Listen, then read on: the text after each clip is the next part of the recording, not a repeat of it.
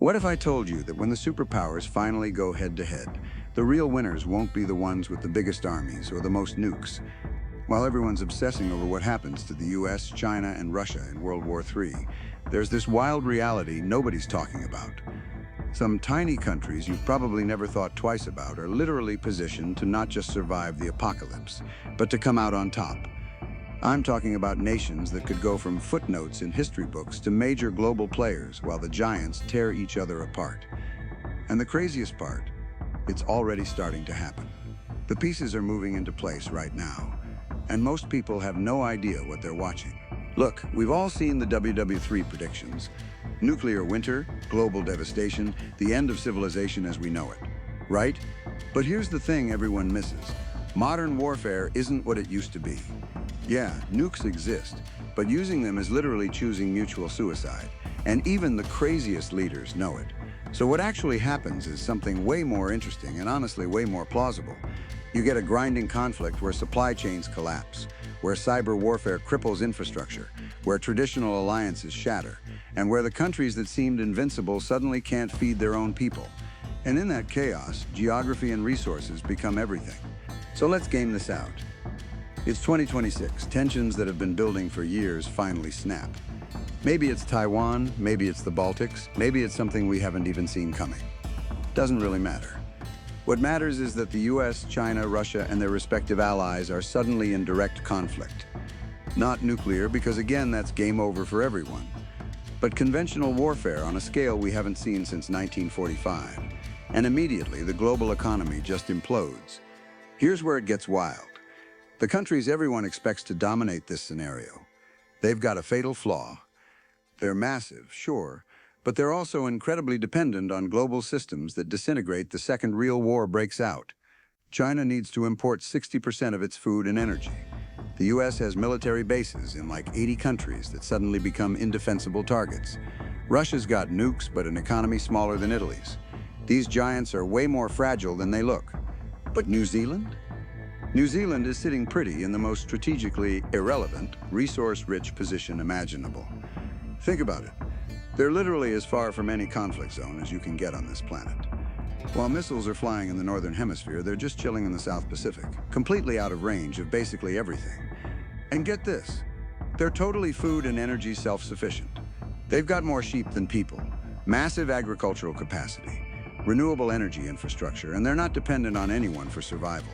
When global supply chains collapse and people are starving in cities worldwide, New Zealand is exporting food at premium prices to whoever's still buying.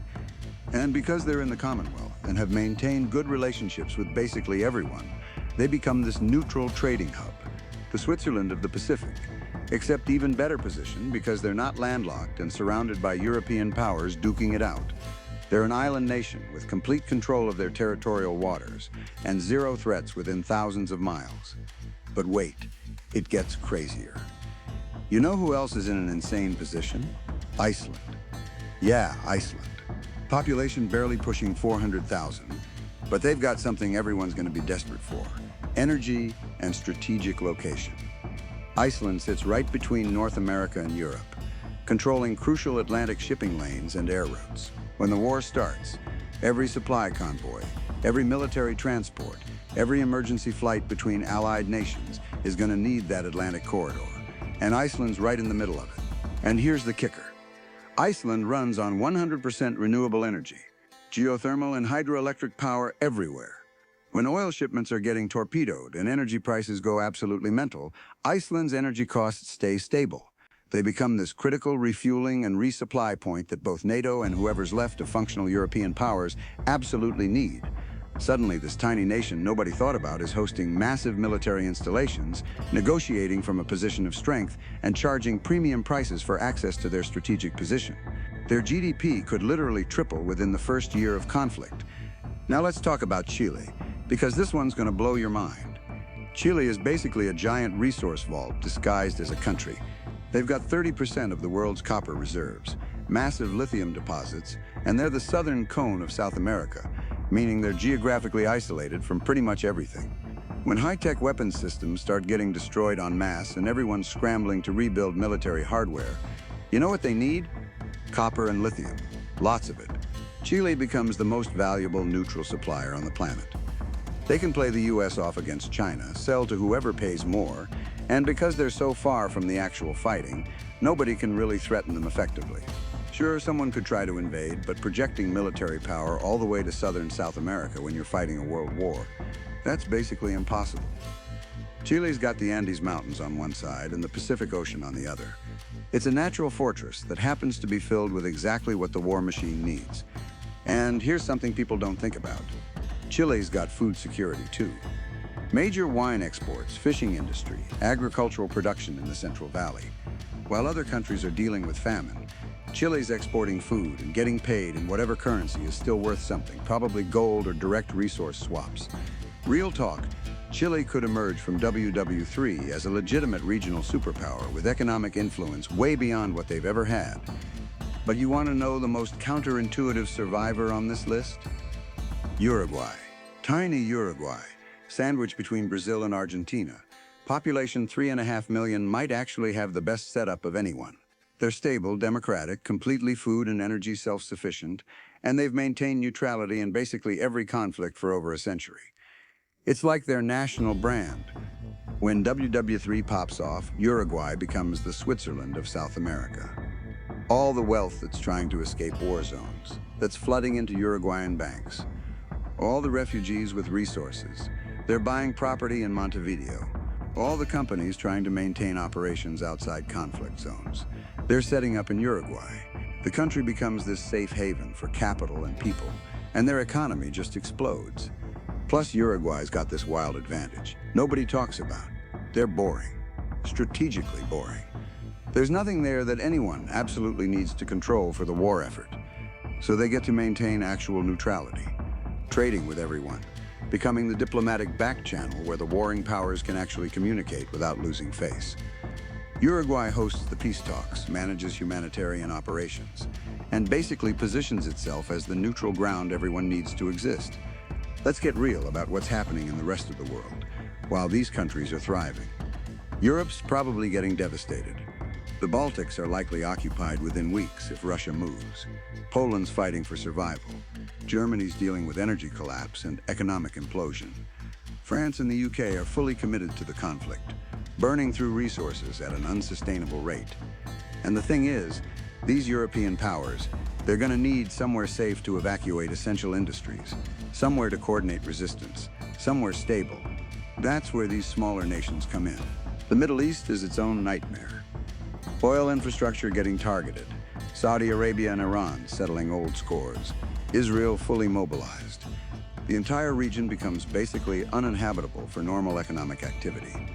And suddenly those agricultural exports from New Zealand and Chile, those energy resources from Iceland, they're worth their weight in gold. Literally. Asia's even worse. You've got direct conflict between China and the US, which means the South China Sea is a war zone, which means all that trade that flows through there completely stopped. Japan, South Korea, Taiwan, they're on the front lines. The Philippines, Vietnam, they're trying to figure out which side to pick or if they can somehow stay neutral. It's chaos. And manufacturing, the thing Asia's built its entire modern economy on, that's crippled. Supply chains that took decades to build are gone in weeks. And here's where countries like New Zealand and Uruguay really shine. They've got political stability. Their governments aren't going to collapse. There's no risk of revolution or military coup. They've got functioning democratic institutions that can handle crisis. You know how valuable that is when the rest of the world is falling apart? Investment firms, international organizations, even governments in exile, they all need somewhere stable to operate from. These small countries become disproportionately important as anchors of stability in global chaos. But let's talk about the darker side of this, because it's not all sunshine and profit. These countries are going to face serious challenges. New Zealand's going to deal with potentially millions of refugees trying to reach their shores. How do you handle that when you've only got 5 million people to start with? Do you let them in and risk overwhelming your infrastructure? Do you turn them away and deal with the moral weight of that decision? There's no good answer. Iceland's going to have military bases and foreign troops on their soil for the first time in decades. That changes your culture, your politics, your entire national identity. Yeah, they're getting paid and gaining influence, but they're also losing some of that independence and isolation that defined them. It's a trade-off, and not everyone's going to be happy about it. Chile is going to get pressure from all sides. The US is going to want exclusive access to their resources. China is going to offer insane deals to keep supply lines open. And if Chile picks wrong, or if one side gets desperate enough, they could face consequences. Economic warfare, sabotage, maybe even limited military action despite the difficulties.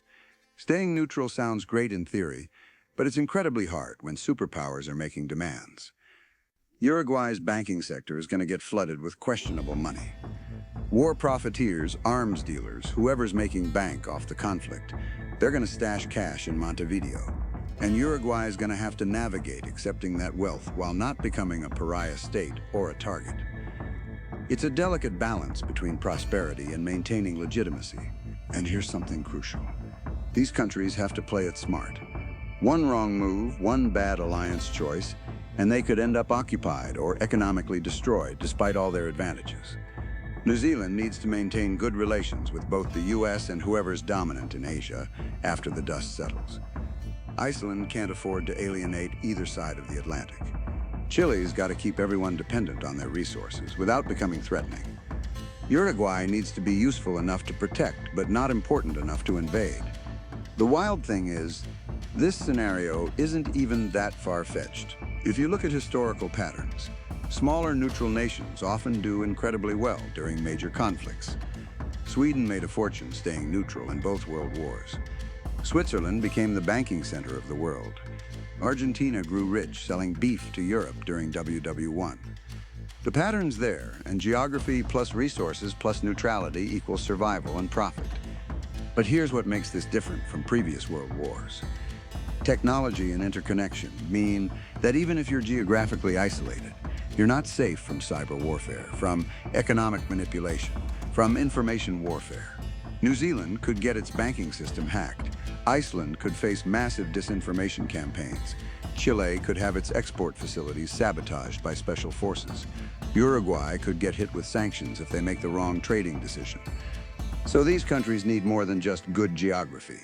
They need robust cyber defenses, smart diplomacy, diverse trading relationships, and domestic unity. They need populations that understand what's at stake, and governments that can make tough decisions quickly. And honestly, most of them have exactly that.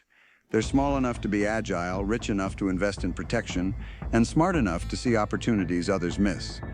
Think about what the world looks like 5 years after WW3 starts. The major powers are exhausted, their economies in ruins, their populations traumatized. Reconstruction is going to take decades. But New Zealand, Iceland, Chile, and Uruguay, they've been growing the whole time. They've built relationships, accumulated wealth, established themselves as essential players. When the peace talks finally happen, they're at the table. When new international institutions get created, they've got seats. When the global economy rebuilds, they're the ones financing it. New Zealand could legitimately become the dominant Pacific power below the equator. Iceland could be the energy hub of the North Atlantic, controlling crucial infrastructure. Chile could be the manufacturing center of South America with the resources to undercut Asian production. Uruguay could be the financial capital of the Americas with banking secrecy and stability nobody else can offer. And the craziest part, the people living in these countries during WW3, they might barely notice the war at all. Yeah, there's going to be economic changes, some shortages, definitely higher prices on imports.